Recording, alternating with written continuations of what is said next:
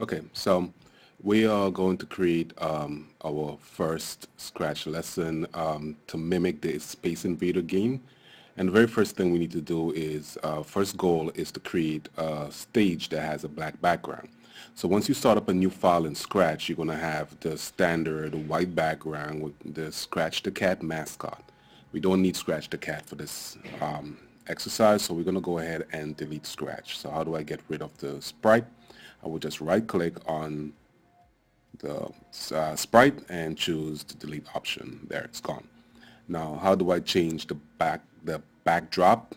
I will make sure I will click on the stage, and once I click on the stage, I'm going to go to the backdrops tab, choose that, and I have a new panel that opens with a set of tools.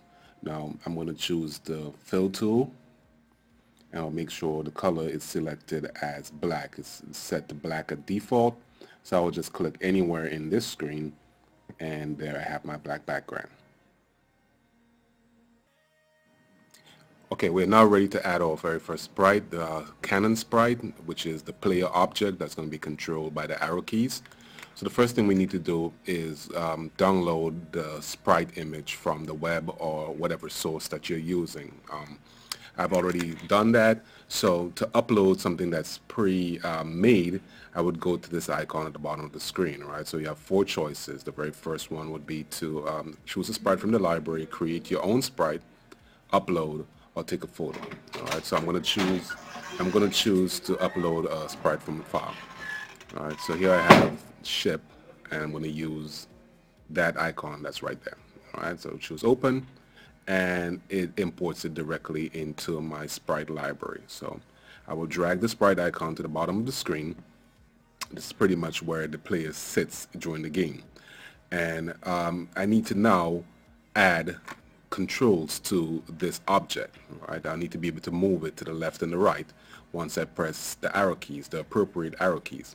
So I'm going to go into the events on the scripts, and I'm going to choose when a key is pressed block. I'll pull that one out, and I'll change the drop down to left arrow. So when the left arrow key is pressed, I want my object to move to the left a certain amount of spaces. So that's what will be under motion. I will pull the first block out. First one of the list is the move. Move 10 units or 10 steps to the left. All right. So how do I tell it what's left and what's right? Is by the value of the number. So just like the coordinate axis, to move to the positive direction, like positive 10, that's moving to the right. And if I have to move to the left, it'll therefore be negative 10. So I need to change this to negative 10 because I want to move to 10 units to the left. Snap that in, and what do I have once I press my left arrow key? There it works. When I press the right arrow key, nothing happens. All right, so I therefore need to duplicate these group of blocks, and I need to make two changes. The first change I need to make is to tell it what to do when the right arrow key is pressed, and then to change this value to positive 10. Now we test our game, and we notice when I press the right arrow key, I move to the right. When I press the left, I move to the left. So it works. Okay, so the first thing I want to do to accomplish the goal of having a laser shooting out the front of the Canon sprite, I want to change the name of my object to Canon. I prefer the name Canon, it's more descriptive. And I want to go ahead and create a new sprite, the new sprite to represent the laser. All right, so that's paint new sprite. And the window opens up. So I want to choose a color that's neither black nor white, right? Black will be disappearing on the background, and white is too hard to see over here. So I want to choose a blue. I'll choose my line tool, already chosen, and I'll draw a vertical line segment that looks something like this. All right, so that's going to be my laser sprite. Now it's already centered because it's on the crosshairs, but if it's not centered, you want to go ahead and click the center costume crosshairs, and then you would click right in the center of the object that you just drew. All right, that's very, very important. All right, so I'll click scripts. I'm done with creating my laser, and I'll rename my sprite right away to laser. Excellent. Now I want this to appear at the front of the cannon every time I press the space key. All right. So I'm going to go to the events, and when the space key is pressed, I want to go to my cannon sprite. So go to object.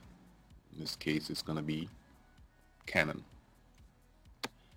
And what do I want to happen? I want you to start moving up the screen. So I need you to change your Y position. This is the coordinate axis, X and Y.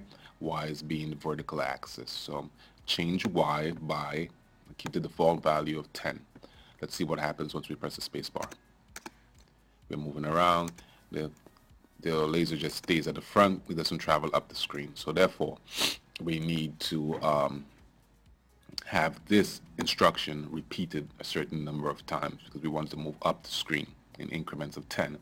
So we go to the control block, we pull out a repeat, and we would snap the change Y in there. The default value I like to use for repeat is 35. Let's snap that in and see what happens. And when I press the space bar, I get that, which is kind of like what I need. The only issue is I have an artifact remaining. I can see a bit of the laser at the top of the screen, and I want that to go away once it gets to the top. So how do I fix that? I need to check for the top of the screen. So the top of the screen has a Y value of about, if you notice as I'm moving around, the coordinates change. The top of the screen has a Y value of about 180.